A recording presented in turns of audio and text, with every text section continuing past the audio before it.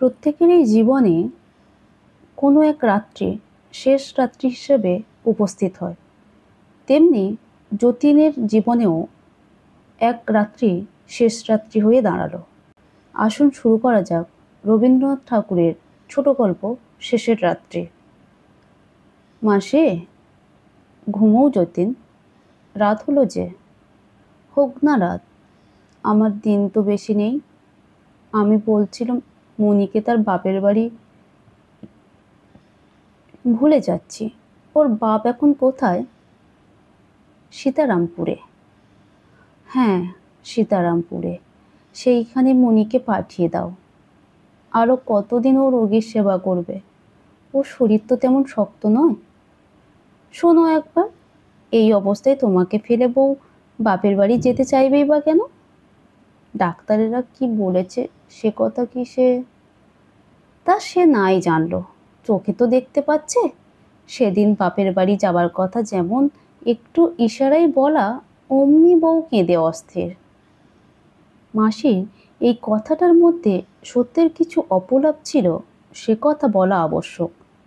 মনির সঙ্গে সেদিন তার এই প্রসঙ্গে যে আলাপ হইয়াছিল সেটা নিম্নলিখিত মতো। বউ, তোমার বাপের বাড়ি থেকে কিছু খবর এসেছে বুঝি? তোমার জেঠতুতো ভাই অনাথকে দেখলুম যেন। হ্যাঁ, মা বলে পাঠিয়েছেন আসছে শুক্রবারে আমার ছোট বোনের অন্নপ্রাশন। তাই ভাবছি। বেশ তো বাছা, একখানি সোনার হার পাঠিয়ে দাও, তোমার মা খুশি হবেন। ভাবছি আমি যাব। আমার ছোট বোনকে তো দেখিনি, দেখতে ইচ্ছে করে। সে কি কথা, যতীনকে একলা ফেলে যাবে?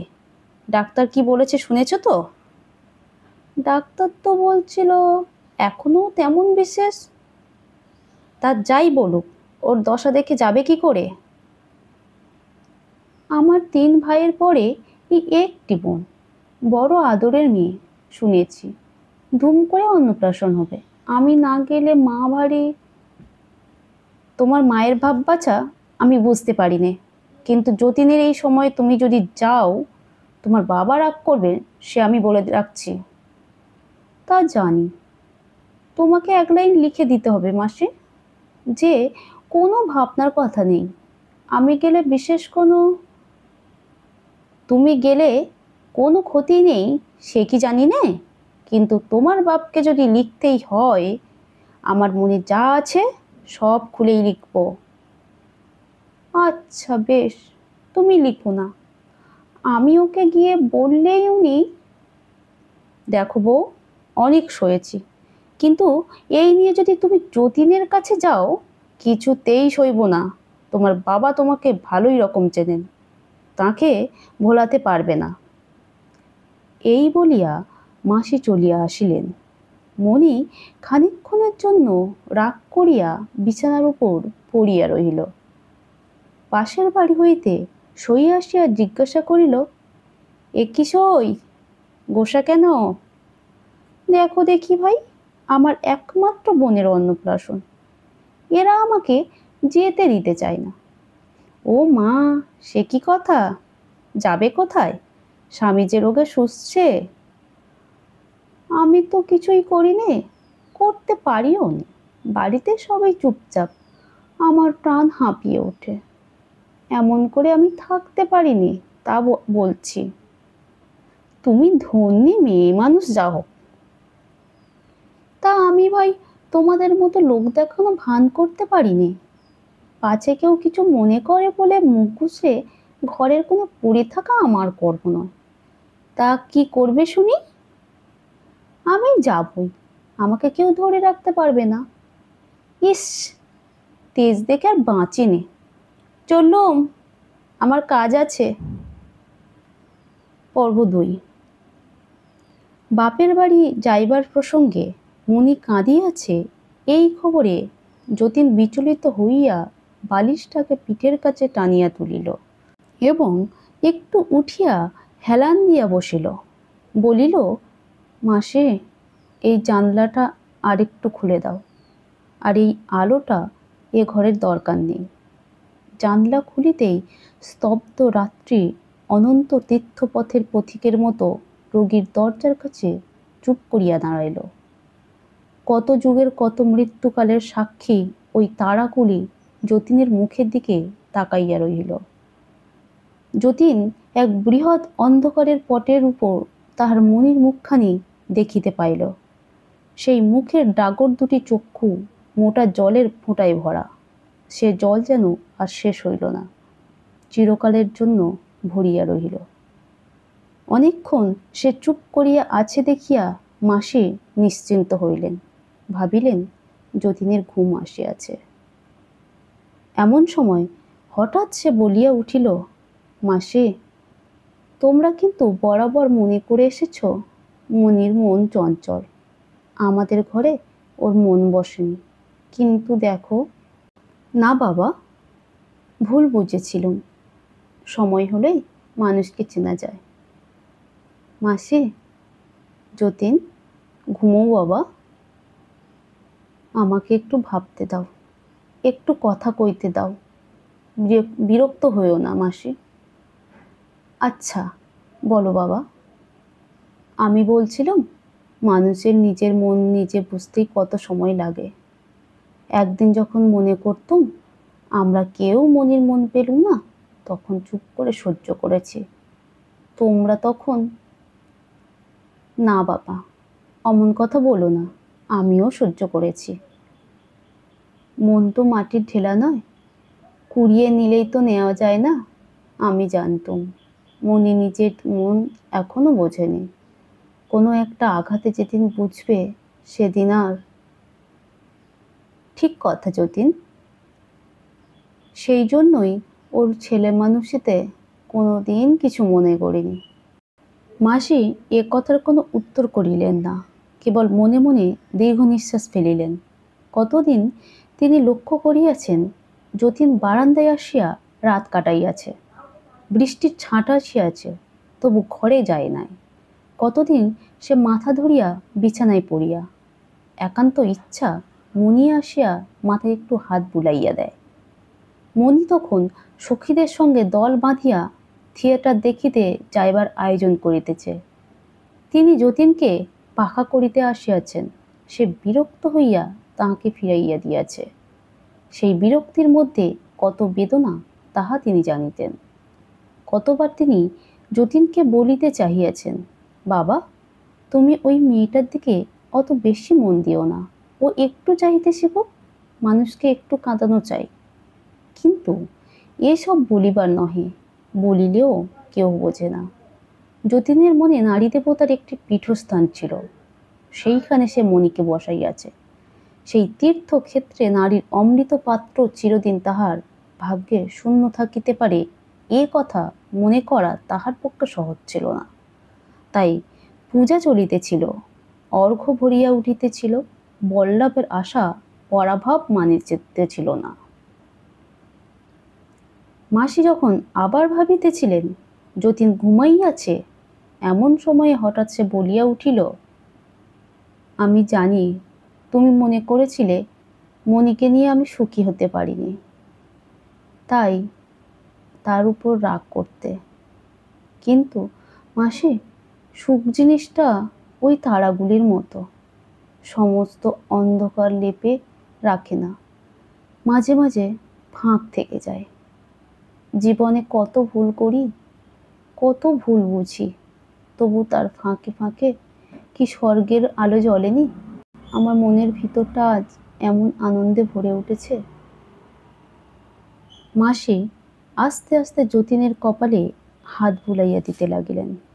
অন্ধকারে তাহার দুই চক্ষু বহিয়া যে জল পড়িতেছিল তাহা কেহ দেখিতে পাইল না। আমি ভাবছি মাসি, ওর অল্প বয়স, ও কি নিয়ে থাকবে? অল্প বয়স কিসের যতীন? এ তো ঠিক বয়স। আমরাও তো বাচ্চা অল্প বয়সে দেবতাকে সংসারের দিকে ভাসিয়ে অন্তরের মধ্যে বসিয়েছি, তাতে ক্ষতি কি হয়েছে কি? তাও বলি, সুখেরই বা এত বেশি দরকার কিসে?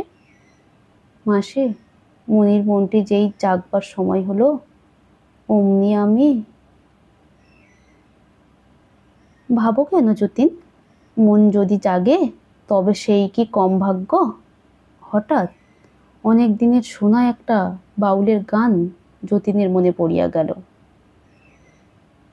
ওরে মন যখন জাগলি না রে, ওরে মন যখন জাগলি না রে, তখন মনের মানুষ এলো দ্বারে, মন যখন জাগলি না রে, তার চলে যাবার শব্দ শুনে ভাঙলো রে ঘুম, ওরে তোর ভাঙলো রে ঘুম অন্ধকারে, তোর মন যখন জাগলি না রে। মাসে ঘড়িতে কটা বেজেছে? 9টা বাজবে। সবে 9টা? আমি ভাবছিলাম বুঝি 2টো, 3টে কি কটা হবে। সন্ধ্যার পর থেকেই আমার দুপুর হাত আরম্ভ হয়। তবে তুমি আমার ঘুমের জন্যে অত ব্যস্ত হয়েছিলে কেন? কালও সন্ধ্যার পর এই রকম কথা কইতে কইতে রাত পর্যন্ত তোমার আর ঘুম এলো না, তাই আজ তোমার সকাল সকাল ঘুমোতে বলছে। মনি কি ঘুমিয়েছে? না, সে তোমার জন্যে মসুরের ডাল স্যুপ তৈরি করে তবে ঘুমোতে যায়। বলো কি মাসি, মনি কি তবে? সেই তো তোমার জন্য সব পথ্যি তৈরি করে দেয়, তার কি বিশ্রাম আছে? আমি ভাবতুম মনি বুঝি। মেয়ে মানুষের কি আর এসব শিখতে হয়? দায়ে পড়লেই আপনি করে নেয়। আজ দুপুরবেলা মৌরলা মাছের যে ঝোল হয়েছিল তাতে বড় সুন্দর একটি তার ছিল। আমি ভাবছিলুম তোমারই হাতে তৈরি। কপাল আমার, মনি কি আমাকে কিছু করতে দেয়? তোমার গামছা তোয়ালে নিজের হাতে কেচে শুকিয়ে রাখে, জানে যে কোথাও কিছু নোংরা তুমি দেখতে পারো না। তোমার বাইরের বৈঠকখানা যদি একবার দেখো তবে দেখতে পাবে মনি দুবেলা সমস্ত ঝেড়ে মুছে কেমন তকতকে করে রেখে দিয়েছে। আমি যদি তোমার এ ঘরে ওকে সর্বদা আসতে দিতুম তাহলে কি আর রক্ষা থাকতো? ও তো তাই চায়। মনির শরীরটি বুঝি?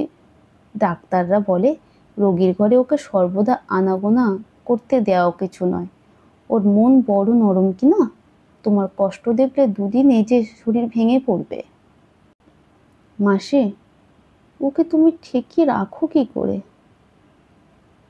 আমাকেও বড্ড মানে বলেই পারি, তবু বারবার খবর দিয়ে আসতে হয়, ওই আমার এক কাজ হয়েছে।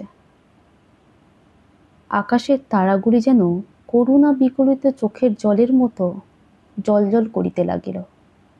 যে জীবন আজ বিদায় লইবার পথে আসিয়া দাঁড়াইয়াছে, যতীন তাহাকে মনে মনে কৃতজ্ঞতার প্রমাণ করিল এবং সম্মুখে মৃত্যু আসিয়া অন্ধকারের ভিতর হইতে যে দক্ষিণ হাত বাড়াইয়া দিয়াছে, যতীন স্নিগ্ধ বিশ্বাসের সহিত তাহার উপরে আপনার রোগক্লান্ত হাতটি রাখিল।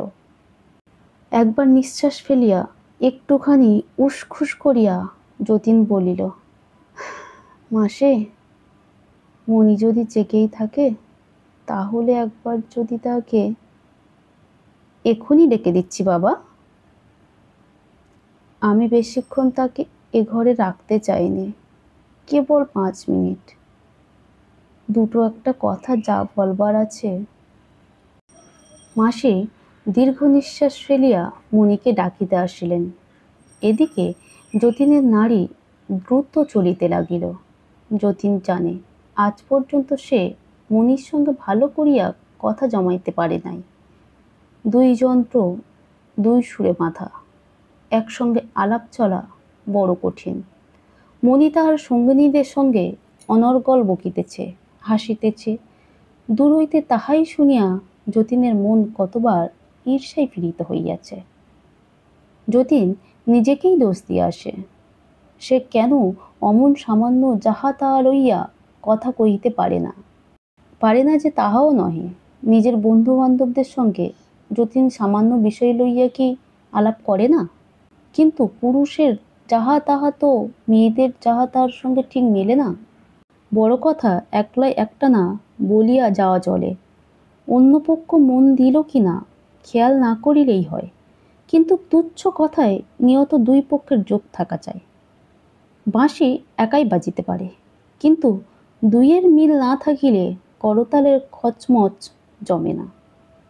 এই জন্য কত সন্ধ্যাবেলায় যতীন মনির সঙ্গে যখন খোলা বারান্দায় মাদুর পাতিয়া বসে আছে, দুটো চারটে টানা বোনা কথার পরেই কথার সূত্র একেবারে ছিঁড়িয়া ফাঁক হইয়া গেছে। তাহার পরে সন্ধ্যার নীরবতা যেন লজ্জায় মরিতে চাহিয়াছে। যতীন বুঝিতে পারিয়াছে মনি পালাইতে পারিলে বাঁচে। মনে মনে কামনা করিয়াছে এখনই কোনো একজন তৃতীয় ব্যক্তি যেন আসিয়া পড়ে। কেননা দুইজনে কথা কহা কঠিন, তিনজনে সহজ। মনি আসিলে আজ কেমন করিয়া কথা আরম্ভ করিবে যতীন তাহাই ভাবিতে লাগিল। ভাবিতে গেলে কথাগুলো কেমন অস্বাভাবিক রকম বড় হইয়া পড়ে। সে সব কথা চলিবে না। যতীনের আশঙ্কা হইতে লাগিল আজকের রাত্রের 5 মিনিটও ব্যর্থ হইবে, অথচ তাহার জীবনে এমনতর নিরালা 5 মিনিট আর কটাই বা বাকি আছে।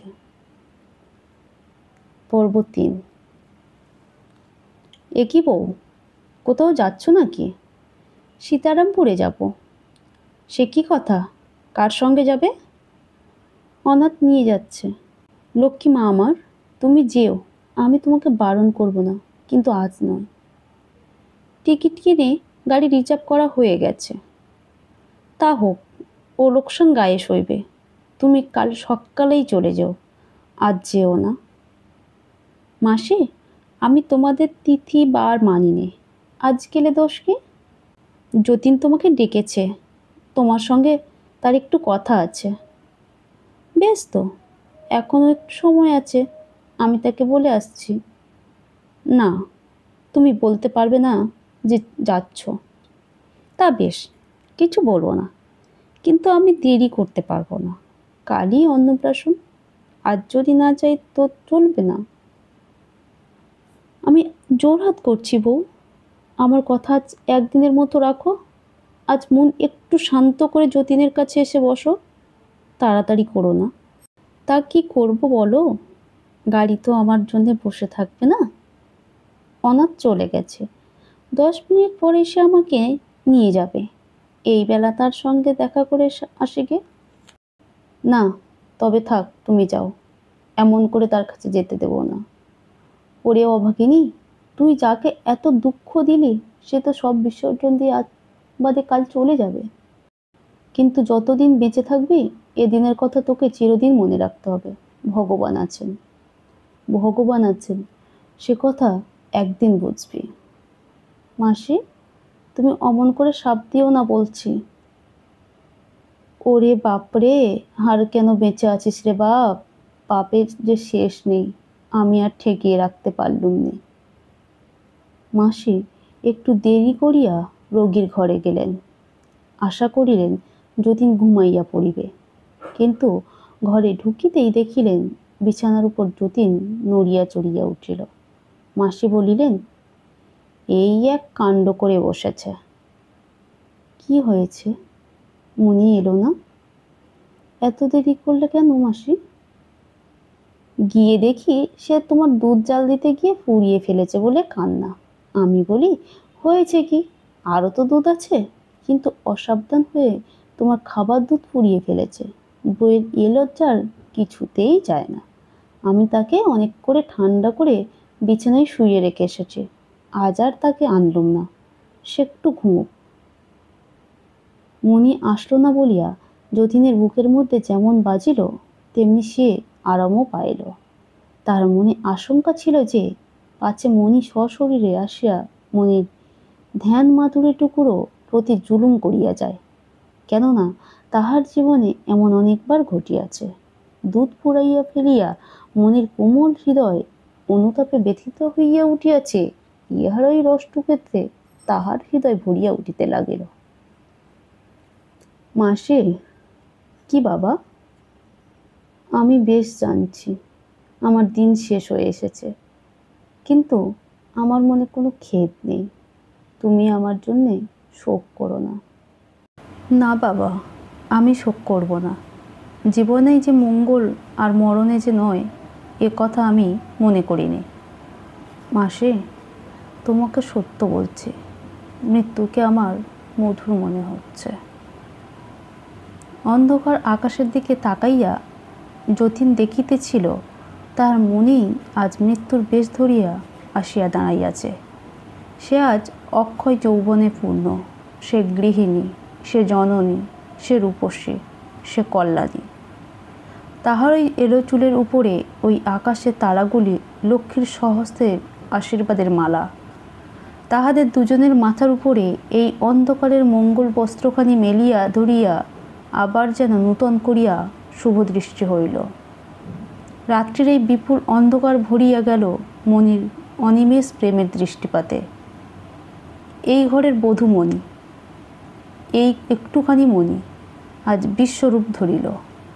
জীবন মরণের সঙ্গম তীর্থে ওই নক্ষত্র দেবীর উপরে সে বসিল। নিস্তব্ধ রাত্রি মঙ্গল ঘটের মতো পূর্ণ ধারায় ভরিয়া উঠিল। যতীন জোরহাত করিয়া মনে মনে কহিল, এতদিনের পর ঘুমটা খুলিল।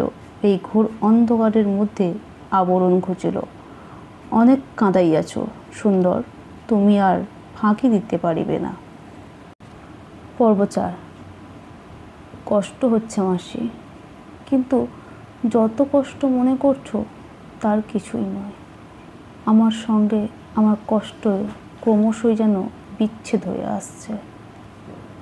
বোঝাই নৌকার মতো এতদিন সে আমার জীবন জাহাজের সঙ্গে বাঁধা ছিল, আজ যেন বাঁধন কাটা পড়েছে। সে আমার সব বোঝা নিয়ে দূরে ভেসে চলল। এখনও তাকে দেখতে পাচ্ছি, কিন্তু তাকে যেন আর আমার বলে মনে হচ্ছে না। এতদিন মণিকে একবারও দেখিনি মাসি। পিঠের কাছে আর একটা বালিশ দেব কি যতীন? আমার মনে হচ্ছে মাসি, মণিও যেন চলে গেছে আমার বাঁধন ছেঁড়া দুঃখের নৌকাটির মতো। বাবা, একটু বেদানার রস খাও, তোমার গলা শুকিয়ে আসছে। আমার উইলটা কাল লেখা হয়ে গেছে। সে কি তোমাকে দেখিয়েছি? ঠিক মনে পড়ছে না।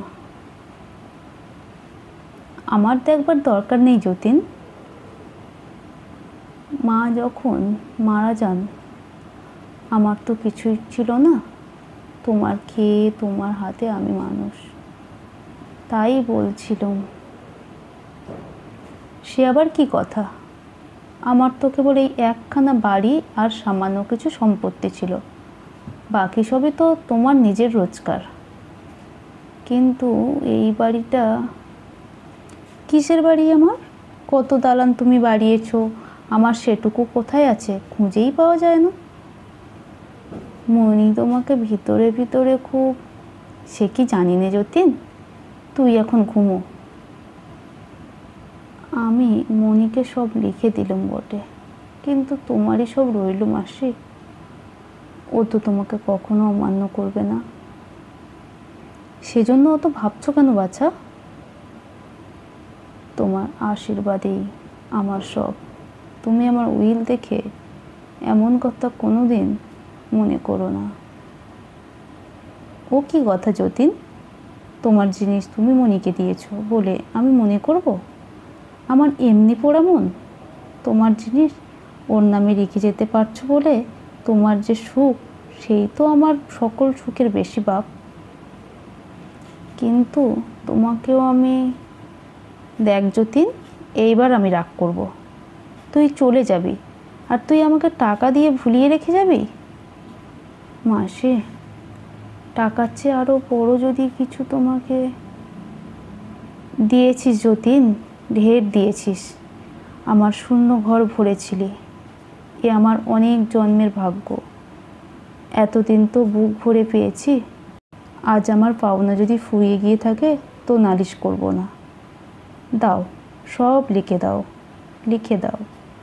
বাড়ি ঘর, জিনিসপত্র, ঘোড়া গাড়ি, তালুক মুলুক যা আছে সব মনির নামে লিখে দাও। এসব বোঝা আমার সইবে না। তোমার ভোগের রুচি নেই, কিন্তু মনির বয়স অল্প, তাই। ও কথা বলিস নে, ও কথা বলিস নে। ধন সম্পদ দিতে চাস দে, কিন্তু ভোগ করা কেন ভোগ করবে না মাসি? না গো না, পারবে না, পারবে না। আমি বলছি, ওর মুখে রুচবে না, গলা শুকিয়ে কাঠ হয়ে যাবে, কিছুতে কোনো রস পাবে না। যতীন চুপ করিয়া রহিল। তাহার অভাবে সংসারটা মনির কাছে একেবারে বিস্বাদ হইয়া যাইবে, এ কথা সত্য কি মিথ্যা, সুখের কি দুঃখের, তাহা সে যেন ভাবিয়া ঠিক করিতে পারিল না। আকাশের তারা যেন তাহার হৃদয়ের মধ্যে আসিয়া কানে কানে বলিল, এমনিই বটে, আমরা তো হাজার হাজার বছর হইতে দেখিয়া আসিলাম, সংসার জোড়া এই সমস্ত আয়োজন এ তো বড়ই ফাঁকি। যতীন গভীর একটা নিঃশ্বাস ফেলিয়া বলিল, দেবার মতো জিনিস তো আমরা কিছুই দিয়ে যেতে পারিনি। কম কি দিয়ে যাচ্ছ বাছা? এই ঘর বাড়ি টাকা করে ছল করে তুমি ওকে যে কি দিয়ে গেলে, তার মূল্য ও কি কোনোদিন বুঝবে না? তা তুমি দিয়েছ, তাই মাথা পেতে নেবার শক্তি বিধাতা ওকে দিন, এই আশীর্বাদ ওকে করি। আর একটু বেদনার রস দাও, আমার গলা শুকিয়ে এসেছে। মনি কি কাল এসেছিল? আমার ঠিক মনে পড়ছে না। এসেছিল, তখন তুমি ঘুমিয়ে পড়েছিলে। শিয়রের কাছে বসে বসে অনেকক্ষণ বাতাস করে তারপরে ধোবাকে তোমার কাপড় দিতে গেল। আশ্চর্য, বোধহয় আমি ঠিক সেই সময়েই স্বপ্ন দেখছিলাম, যেন মনি আমার ঘরে আসতে চাচ্ছে। দরজা অল্প একটু ফাঁক হয়েছে, ঠেলাঠেলি করছে, কিন্তু কিছুতেই সেইটুকুর বেশি আর খুলছে না। কিন্তু মাসি, তোমরা একটু বাড়াবাড়ি করছো। ওকে দেখতে দাও যে আমি মরছি, নইলে মৃত্যুকে হঠাৎ সইতে পারবে না। বাবা, তোমার পায়ের উপরে এই পশমের শালটা টেনে দিই, পায়ের তেলও ঠান্ডাও হয়ে গেছে। না মাসি, গায়ের উপর কিছু দিতে ভালো লাগছে না। জানিস যতীন, এই শালটা মনির তৈরি। এতদিন রাত জেগে জেগে সে তোমার জন্যে তৈরি করছিল, কাল শেষ করেছে। যতীন শালটা লইয়া দুই হাত দিয়া একটু নাড়াচাড়া করিল। মনে হইল পশমের কোমলতা যেন মনির মনের জিনিস। সে যে যতীনকে মনে করিয়া রাত জাগিয়া এইটি বুনিয়াছে, তাহার মনের সেই প্রেমের ভাবনাটি ইহার সঙ্গে গাঁথা পড়িয়াছে। কেবল পশম দিয়া নহে, মনির কোমল আঙুলের স্পর্শ দিয়া ইহা বোনা।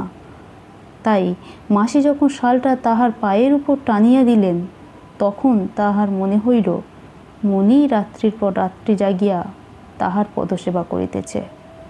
কিন্তু মাসি, আমি তো জানতুম মনি সেলাই করতে পারে না।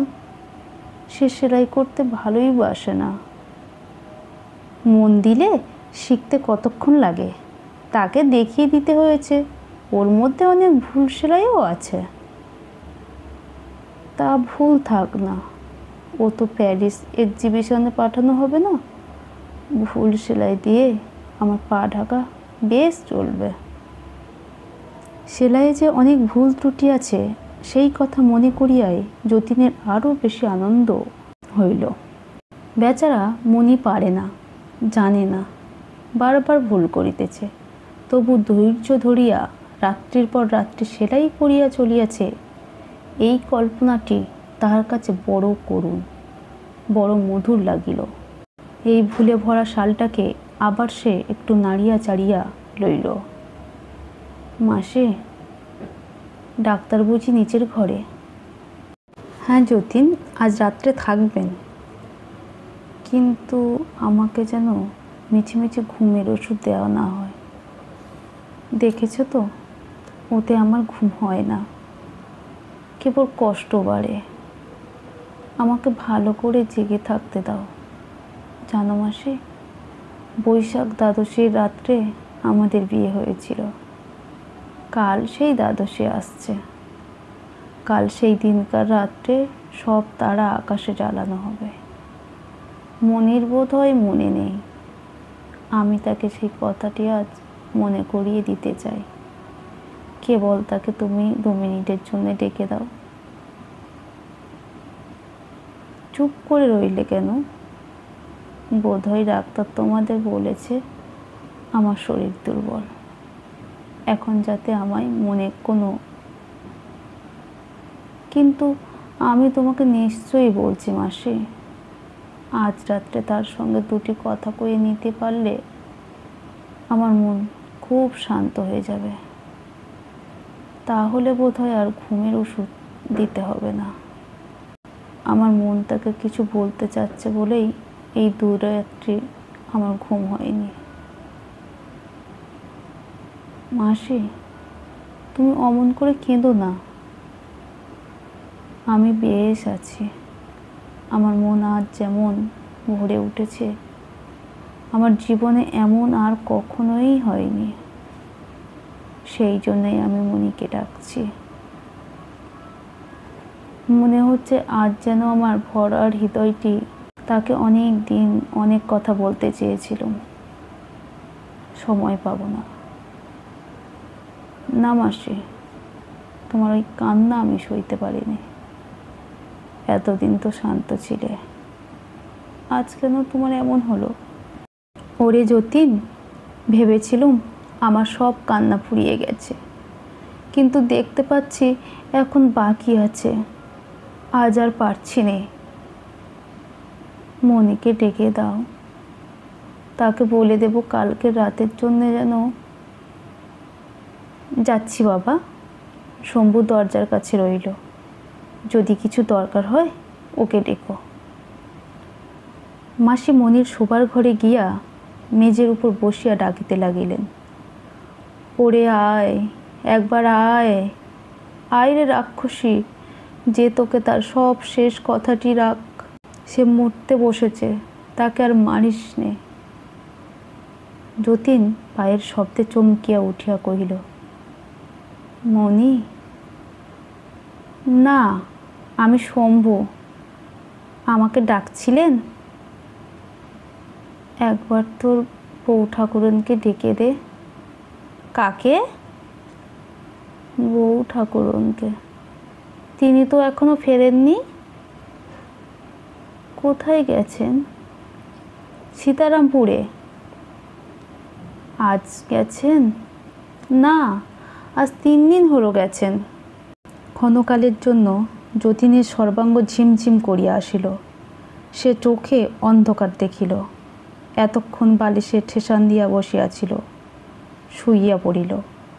পায়ের উপর সেই পশমের শাল ঢাকা ছিল, সেটা পা দিয়া ঠেলিয়া ফেলিয়া দিল। অনেকক্ষণ পরে মাসি যখন আসিলেন, যতীন মনির কথা কিছুই বলিল না। মাসি ভাবিলেন সে কথা উহার মনে নাই। হঠাৎ যতীন এক সময়ে বলিয়া উঠিল, মাসি, তোমাকে কি আমার সেদিনকার স্বপ্নের কথা বলেছি? কোন স্বপ্ন? মনি যেন আমার ঘরে আসবার জন্য দরজা ঠেলছিল, কোনো মতেই দরজা এতটুকুর বেশি ফাঁক হলো না।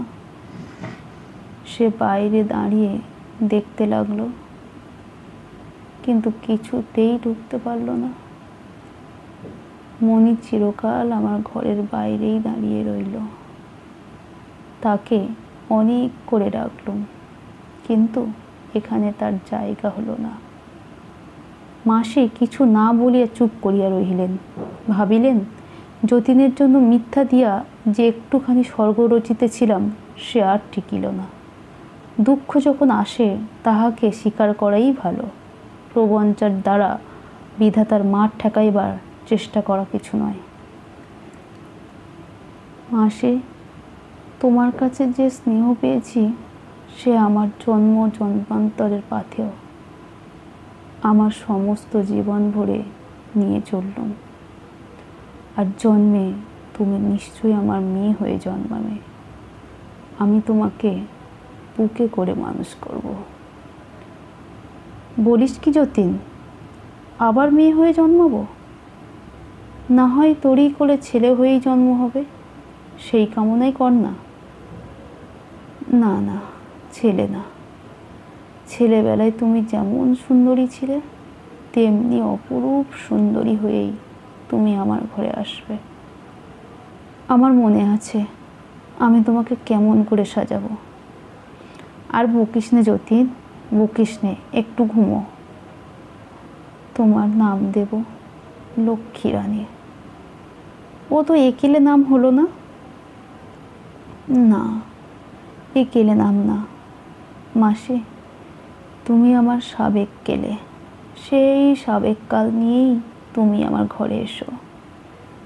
তোর ঘরে আমি কন্যাদায়ের দুঃখ নিয়ে আসবো, এ কামনা আমি তো করতে পারিনি। মাসি, তুমি আমাকে দুর্বল মনে করো? আমাকে দুঃখ থেকে বাঁচাতে চাও? বাছা, আমার যে মেয়ে মানুষের মন, আমিই দুর্বল। সেই জন্যই আমি বড় ভয়ে ভয়ে তোকে সকল দুঃখ থেকে চিরদিন বাঁচাতে চেয়েছি, কিন্তু আমার সাধ্য কি আছে, কিছুই করতে পারিনি। মাসে, এ জীবনের শিক্ষা আমি এ জীবনে খাটাবার সময় পেলুম না, কিন্তু এ সমস্তই জমা রইল। আসছে বারে মানুষ যে কি পারে তা আমি দেখাবো। চিরটা দিন নিজের দিকে তাকিয়ে থাকা যে কি ফাঁকি তা আমি বুঝেছি। যাই বল বাছা, তুমি নিজে কিছু নাওনি, পরকেই সব দিয়েছ। মাসে, একটা গর্ব আমি করব, আমি সুখের উপরে জবরদস্তি করিনি। কোনো দিন এ কথা বলিনি যেখানে আমার দাবি আছে সেখানে আমি জোর খাটাবো। যা পাইনি তা কাড়াকাড়ি করিনি। আমি সেই জিনিস চেয়েছিলাম যার উপরে কারো সত্য নেই। সমস্ত জীবন হাত জোর করে অপেক্ষাই করলুম। মিথ্যাকে চাইনি বলেই এতদিন এমন করে বসে থাকতে হলো। এইবার সত্য হয়তো দয়া করবেন। ও কে ও? মাসি, ও কে? কই, কেউ না তো যতীন। মাসি, তুমি একবার ও ঘরটা দেখে এসো গে। আমি যেন... না বাছা, কাউকে তো দেখলুম না। আমি কিন্তু স্পষ্ট যেন... কিচ্ছু না যতীন, ওই যে ডাক্তারবাবু এসেছেন। দেখুন, আপনি ওর কাছে থাকলে উনি বড় বেশি কথা কন। কয় রাত্রি এমন করে তো জেগেই কাটালেন। আপনি শুতে যান, আমার সেই লোকটি এখানে থাকবে। না মাসি, না, তুমি যেতে পারবে না। আচ্ছা বাচ্চা, আমি না হয় ওই কোণটাতে গিয়ে বসছি। না না, তুমি আমার পাশেই বসে থাকো। আমি তোমার এ হাত কিছুতেই ছাড়ছি না, শেষ পর্যন্ত না। আমি যে তোমার এই হাতের মানুষ, তোমার এই হাত থেকে ভগবান আমাকে নেবেন। আচ্ছা বেশ, কিন্তু আপনি কথা কবেন না যতীনবাবু। সেই ওষুধটা খাওয়াবার সময় হলো। সময় হলো? মিথ্যা কথা, সময় পার হয়ে গেছে। এখন ওষুধ খাওয়ানোটা কেবল ফাঁকি দিয়ে সান্ত্বনা করা। আমার তার কোনো দরকার নেই। আমি মরতে ভয় করি নে। মাসে, জমের চিকিৎসা চলছে, তার উপরে আবার সব ডাক্তার জড়ো করেছো কেন? বিদায় করে দাও, সব বিদায় করে দাও।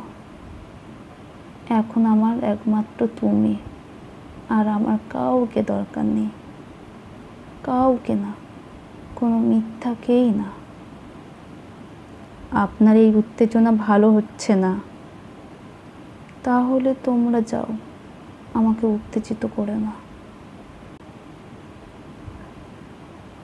মাসে, ডাক্তার গেছে? আচ্ছা, তাহলে তুমি এই বিছানায় উঠে বসো, আমি তোমার কোলে মাথা দিয়ে একটু শুই। আচ্ছা, শোও বাবা লক্ষ্মীটি, একটু ঘুমাও। না মাসি, ঘুমোতে বলো না। ঘুমোতে ঘুমোতে হয়তো আর ঘুম ভাঙবে না। এখনো আর একটু আমার জেগে থাকবার দরকার আছে। তুমি শব্দ শুনতে পাচ্ছ না? ওই যে আসছে, এখনই আসবে। পর্ব 5। বাবা যতীন, একটু চেয়ে দেখো, ওই যে এসেছে, একবারটি চাও। কে এসেছে? স্বপ্ন? স্বপ্ন নয় বাবা, মনি এসেছে, তোমার শ্বশুর এসেছেন। তুমি কে? চিনতে পারছো না বাবা? ওই তো তোমার মনি। মনি? সেই দরজাটা কি সব খুলে গিয়েছে? সব খুলেছে বাবা আমার, সব খুলেছে।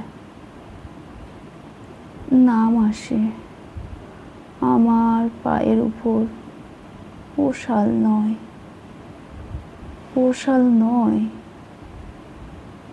ওশাল মিথ্যে, ওশাল ফাঁকি। শাল নয় যতীন, বউ তোর পায়ের উপর পড়েছে, ওর মাথায় হাত রেখে একটু আশীর্বাদ কর।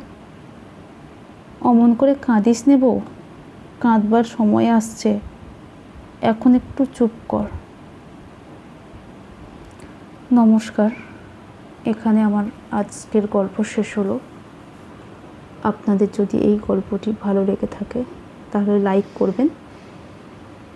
আবারও অন্য কোনো নতুন গল্প নিয়ে অন্য দিন হাজির হচ্ছি। নমস্কার।